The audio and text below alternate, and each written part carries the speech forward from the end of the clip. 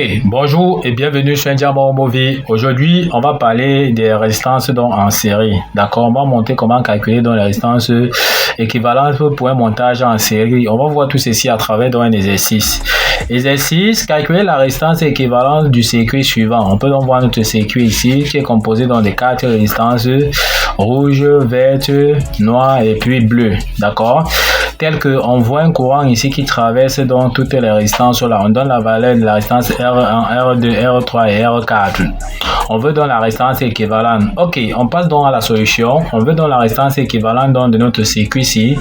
On voit que le courant I ici traverse la résistance en rouge, en verte et noir et puis bleu. Donc le même courant traverse dans les 4 résistances.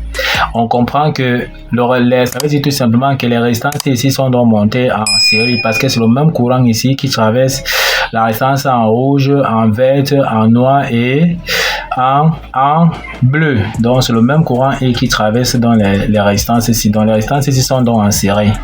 Maintenant, pour trouver donc la résistance équivalente, on veut remplacer donc les 4 résistances ici par une résistance, d'accord, qui vaut dans les 4 résistances là, donc la résistance ici en jaune. Donc c'est ça qu'on appelle donc la résistance équivalente. Maintenant, quelle sera donc la valeur de la résistance ici en jaune, qu'on appelle donc résistance équivalente de ces 4 résistances que nous avons vues? Ça sera tout simplement donc RAB sera la somme des résistances.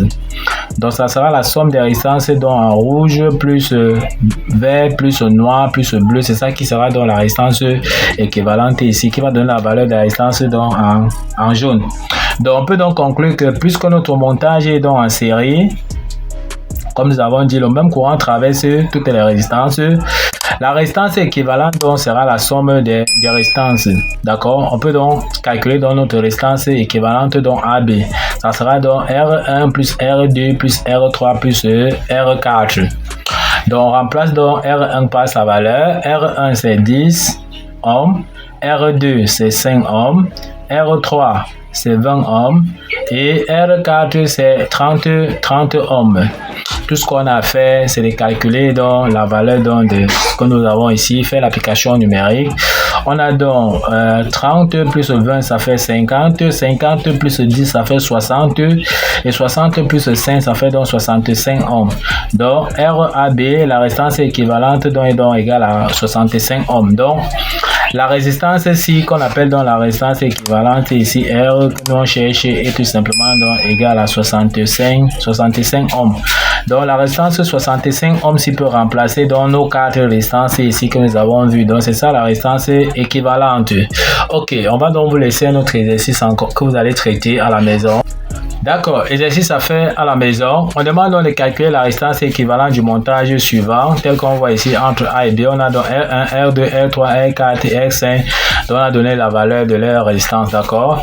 Ne manquez pas donc de nous laisser vos réponses en commentaire. Ok, nous sommes donc arrivés au terme de cette vidéo.